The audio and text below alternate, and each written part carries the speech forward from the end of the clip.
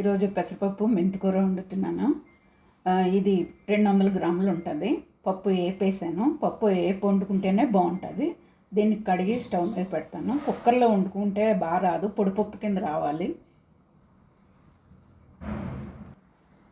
కడిగేసాను. కొంచెం పసుపు వేస్తున్నాను. పచ్చిమిరపకాయలు వేసి స్టవ్ మీద పెడతాం. మీకు ఇష్టమైతే కుక్కర్లో పెట్టుకుని ఒక విజిల్ పెట్టుకుంటే సరిపోతుంది. ఉడికింది పప్పు. ఇప్పుడు మెంతికూర వేస్తున్నాను. ఇది 2 కట్టలు. మీకు ఇంకా ఎక్కువ కావాలంటే ఎక్కువ వేసుకోండి. పిల్లలు తినడానికి కొంచెం వేసాను నేను. చేదుంటే పిల్లలు తినరు.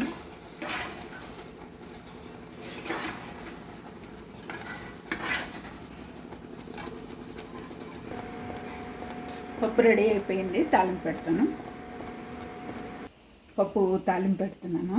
వెల్లుల్లిపాయ, మిరపకాయలు, ఆవాలు, జీలకర్ర, కొంచెం మినపప్పు వేయాలి. మినపప్పు వేస్తే బాగుంటుంది.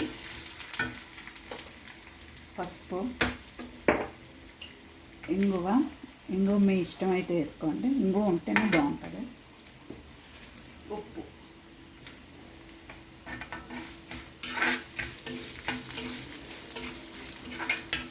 కరివేపాకు లేదు అందుకే వేయలేదు, మీరు వేసుకోండి.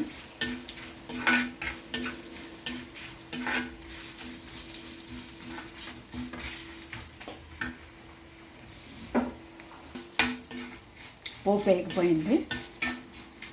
పప్పు వేస్తున్నాను. పప్పు మెంతికూర.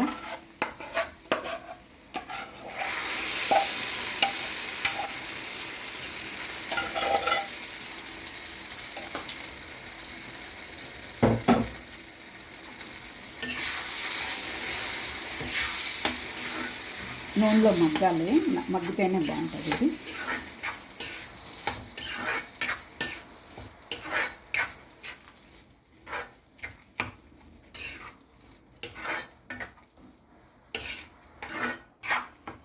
అయిపోయింది తాలింపు. కొంచెం వేసింది, కట్టేసుకుని తినేసుకున్నాం.